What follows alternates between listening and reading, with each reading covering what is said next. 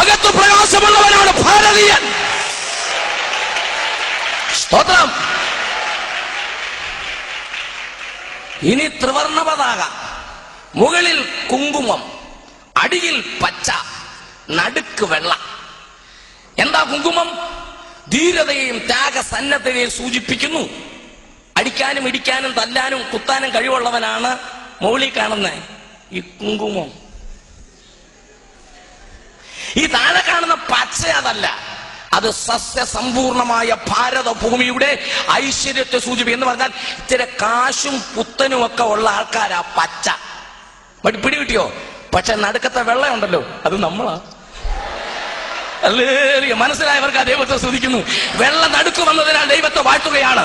ദേശീയ പതാകയുടെ നടുക്ക് വെള്ള കൊണ്ടുവന്ന എന്റെ ദൈവത്തിന് സ്തോത്രം. വെള്ള കൊണ്ടുവന്ന എന്റെ ദൈവത്തിന് സ്തോത്രം. തീർന്നില്ല. ഈ ചക്രം ഉണ്ടല്ലോ, ഈ അധികാരത്തിന്റെ ചിഹ്നം അശോകചക്രം, അത് വെള്ളയല്ല. അത് പച്ചയ്ക്കും കൊടുത്തില്ല, കുങ്കുമത്തിന് ദൈവം കൊടുത്തില്ല, അത് വെള്ളയ്ക്കാ വന്ന ഗ്ലോറി. ഇനി കേൾക്കണോ? അശോകചക്രം എന്ന അതിന്റെ പേര്. ശോകം ദുഃഖം, അശോകം ദുഃഖം മാറുമെന്ന്. അപ്പോൾ ദുഃഖം മാറണമെങ്കിൽ വെള്ളേ വരണം. നീ പച്ചയാണേലും വരണം, കുങ്കുമമാണേലും ദുഃഖം മാറണേ വെള്ളേ വരണം. ഹല്ലേലൂയ. മനസ്സിലായവർക്കായി ദൈവത്തെ സ്തുതിക്കുകയാണ്. അത് മനസ്സിലായവർക്കായി ഞാൻ ദൈവത്തെ വാഴ്ത്തുകയാണ്.